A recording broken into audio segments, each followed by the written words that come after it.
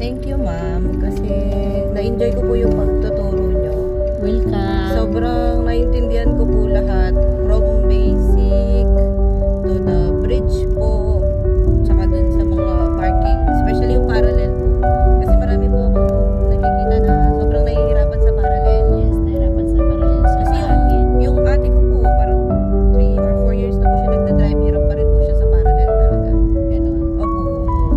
Sa ano naman, sa actual naman talaga sa road, talagang nagbibigay din ako sa parallel. Kasi mostly talaga ang parallel hindi masyadong ini-exam yan sa police. Kaso nga lang ako, pagdating ng panahon ay magka-license ka. So, kailangan. Pero mas maigi na rin po na naituro siya. Kasi hindi naman po may iwasan kung may pupuntahan ka. Oo. Kung gano'n yung kailangan na parking. Opo, tama po.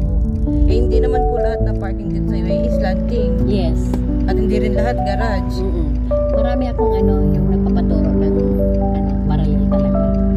Kasi hindi daw tinuturo. So sa akin talaga lahat para in case na may license ka na, at least marunong ka Yun na nga sa din po talaga yung kumbaga pinakagusto ko matutunan talaga yung parallel. Kasi sobrang parang challenging po niya. So marami kang either sa basic natin. Opo, lalo na po sa basic. Yung una mo. Kasi doon po sa una na instructor po, basta ang una niya pong pinagawa sa akin, pumasok sa sasakyan, tinuro kung paano ko pa andarin reverse and drive, pero bukod po doon, wala na po siya ibang in-explain. Kagaya po nung dito sa may handbrake, at saka kailangan ko rin po palang apakan yung brake para makontrol ko si gear. Wala pong ganon. Basta pag dating ko po doon, pinasakay niya ako, labas po kami ng highway. Okay. So, mali talaga yung pinalabas ka agad ng highway kasi ang rules nga, di ba, kung napansin mo, di ba, mayroon tayong computer, mayroon tayong lecture, di ba? Tapos, next, parallel parking place, di ba? So, bakit ka unahin ang road na ang system mo ay nasa parking pa? Ayun nga po yung pinagtataka ko din. Kaya kayo dyan guys, kung mapapanood nyo tong vlog ni Mami, wag nyong isipin na sayang yung libre. Kasi, do libre siya, pero they will not teach you the proper way. Basta ka lang nila, kasi bibigyan ka nila ng 5 hours. Oo, sa pagkakatanda ko, parang 5 hours yung pre-class na yon. Pre-class, oo. Kaya kung estudyante lang kita talaga nung beginner, halimbawa ako ang nag-open file sa'yo, kasi mostly talaga sa akin, mga estudyante ko, ako ang nag-open file. Okay? Kung talagang estudyante talaga kita, hindi na kita pa dun sa 5 class. Kasi nalilito ka lang, sayang lang yung una-una, sayang yung oras mo, sayang yung pagtaksi mo, di ba malayo pa? Aaminin ko, pinanghinayangan ko rin yung 5 hours pre-class na yun eh. Pero, wala. Yung pagpunta ko din pala doon, sayang lang din. Mali, Kasi, bukod sa walang basics, hayaan ka nila talaga mag-drive sa highway, lakasan na lang ng loob. Nasa iyo na lang kung kakayanin mo talaga siya. Bahala ka na, maihi ka sa salawan mo, maiyak ka. Sa ang pa sa kanila, no, yung, alam mo yung, wala ka nang alam, nag-nervous ka pa, tapos nandun pa yung sigaw. Maninigaw pa, totoo po yan. Wala na nga tinuturo. Alam ko yun kasi ang daming galing sa iba talaga. Tapos niyug-yug pa yung itong steering wheel kasi nga antigas daw. Nasa gitna po kami ng daan, niyug-yug po siya ng instructor. So, hindi mali sa estudyante yun. Sa instructor, dapat ito ng way kung paano ka mag-drive. Kasi basic nga wala kang knowledge. Ay nako, sobra po. Niyug-yug po niya ng todo yung aking steering wheel. Mabuti nga, yug-yug lang. Yung ka na mamalo talaga. Wala na nga tinuturo na mamalo pa. Sabi pa ng aking mga ibang estudyante. Kasi yung ibang estudyante ko, yun din ang sinasabi nila. Wala na nga tinuturo. Wala na nga akong nalalaman. Wala akong alam dahil basic nga ako. Wala akong pinapalo pa ako, sinisigawan pa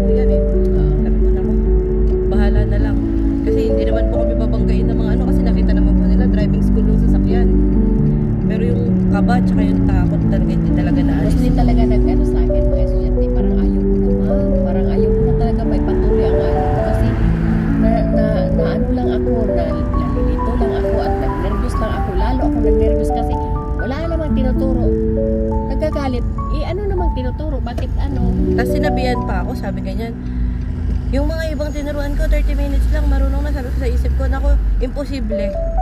Sa ganyang way na pagtuturo mo, walang matututo. Kaya, 30 minutes lang, nadadrive na nila na maayos, ganito, ganyan. Kasi mamang naging struggle ko po noon is, yan, ito po.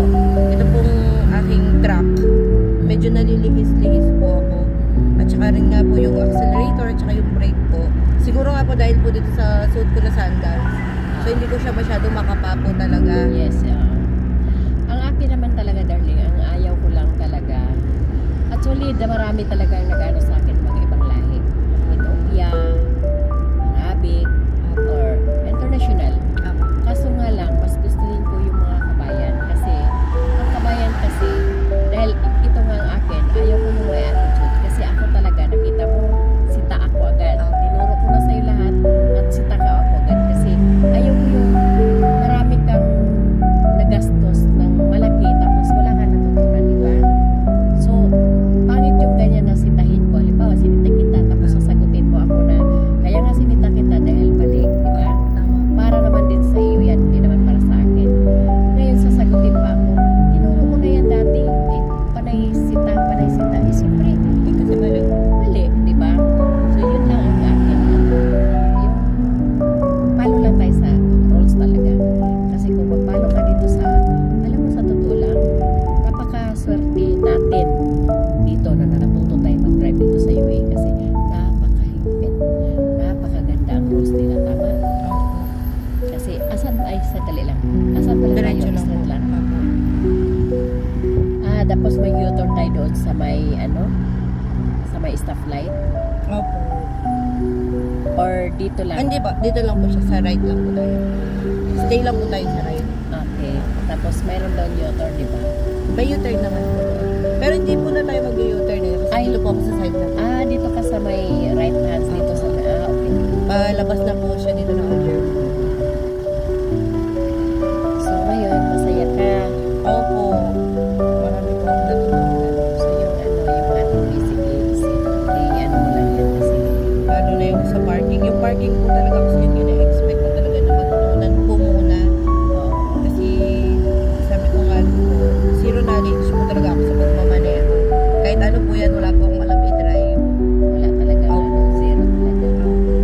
Sa akin naman, part naman ng gusto ko yung no knowledge, wala talaga alam kasi alam mo yung lahat ng tinuro, Masusunod yun yan. ang masusunod. Yun naman ang magagamit ko. Ito po yung mga traffic rules and traffic signs. Madali naman po ako makatanda ng mga ganyan.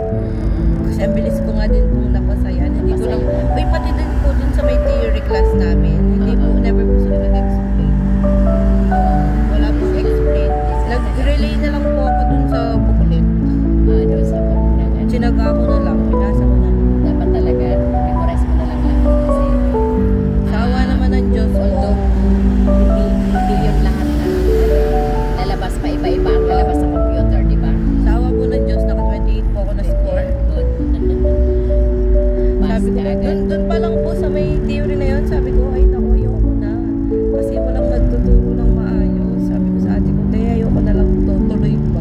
Sabi niya, oh, sayang yung 1,900 mo. Sabi niya, hindi ka na magtutuloy, di sayang. Sabi ko, sabi ko, paano ko tutuloy? Hindi nga ako tinuruan. Sabi ko, ano yung sagot ko doon? Sabi ko, magbasa ka dyan sa libro mo. Sabi ko, Ako naman yung halimbawa, kilala na kita, gusto ko mag-aral, ma'am. O sige, i-lecture ko muna. Ako mismo ang pati sa road, yung mga runabout, U-turn, parking. paano yun ma'am? Pag sa school ninyo po, nagpa-open file, yung theory class po, sa school nyo rin po or Hindi. they need to Lahat go doon. Ajman Academy po? Oo, lahat pa rin doon. Okay po. So, Kaso lang, classes lang po classes talaga. lang talaga ang sa akin. Kaya yung mga gastos mo doon sa open file or ITs, labas na ako doon. Basta ang itong sa akin lang talaga tong class. And then yung sa mga exams po, may magkano po kayo?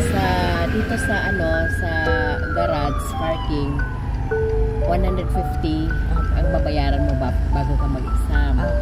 So pag road ka na 200. Okay. So kailangan mo pa rin kung sakaling halimbawa ma-approve na kita. Halimbawa nakikitaan na kita okay ka na, pinalabas na kita ng Emirates Road, mga ganito. So, approve na kita. Pwede pa rin dadaan kita sa office namin para i-guide kita doon sa pag-exam. Kasi kailangan confirm pa. So, ngayon naman, pero mostly sa lalaki, confirm. Dito mag-ride tayo. Apa. Ma'am, yung next schedule pa natin kayo. Bukas. Bukas, oo. Ganun pa rin. Sa'yo na yung slot ng 12. Okay. Hindi na ako tatanggap ng iba. Pero kung mag-ride ako, Diretso lang po. diretso lang. Pero kung sakaling hindi naman kita malayo pa lang, sabihin mo na sa akin na, ma'am, pwede bang hindi muna tayo bukas kasi may meeting kami, may kami. Ano na lang po ahead of time. Oo, ahead of time. Sabihan mo ako para may gustong walang slot. May pasok ko. Okay. Oo, pero yung slot talaga to, sa'yo na yan. Apo. Tapos sabihan mo lang, ma'am, So, pwede niyo lang, tayo at least pwede niyo po siya may advance sa ibang Yes, pwede tayo bukas, ma'am, pwede tayo So, malayo pala, sabihan mo ako para ma-schedule kasi on call kasi ako kung sa pagkatapos ng trabaho ng aking mga estudyante, doon sila maliban lang sa nagda-down, no? Yung mga nag-waiting list sa akin na So, may mga on-calls din. mayroon. So, masasabihan niyo po sila na pwede Yes. sila sa in this day. Yes, pwede. Kaya pag-iusap ko lang, although nag-down ka, sasabihin mo sa akin na Agahan ko po yung yes, para mabigyan din natin ng slot yung walang slot. Kasi ayaw ko nga, yun yung sabi ko sa'yo na ayaw ko yung kuha ako ng down sa'yo, kuha ako dito sa kabila, kuha ako dito. So isa lang ang oras ng slot tapos marami kayong estudyante. Ayaw ko yung ganon. So yun lang ang paliwanag ko din sa iba na kung antay natin kung mayroong mag-cancel. So naka-booking na kayo. Tama naman. Hindi ka na naman po kasi talaga kailangan. Sabi ko ahead of time. Yes. Kasi masasayang po yung araw niyo. Oo. Kasi at saka kaya ako nagpapadaan kasi ayaw ko yung ganyan na on the spot na kinancel mo ako. Nandyan na ako mismo. Kinancel mo ako that time. Ay ma'am, tapos alam mo yung para ako sa ulo nag-antay sa'yo tapos wala. So nasayang yung oras ko. Diba? Pero yung itong slot sa'yo na malaga. Ha? Dito lang ma. Dito ka na. Ito po yung building namin. Ito po may Lansinger. Okay. So dito lang kita Sige. Sige, salamat Thank din ha. you. See you tomorrow. Kailangan natin araw-araw para total Magsabi ako na lang naman po din ako. magsasabi na kung sakaling okay ka na, sige, ka muna, tapos may natira ka sa akin na sakaling gagamitin mo ng road or before exam. Ha? Thank you. Hindi naman ako nagsasabi na i-araw-araw mo tapos okay ka na tapos 'di ba? So kung nakitaan kitang okay ka na, approve na kita na exam na kita, stop ka muna. Tapos kung may balance ka ng saka na gamitin pag exam. Okay? Thank you, ma'am. Thank you po talaga. Sige, ingat ha. Thank you po. Okay. Bye. Bye. Ay, sorry. Thank you. Sige. Ingat po. Ingat din. Regards na Rams.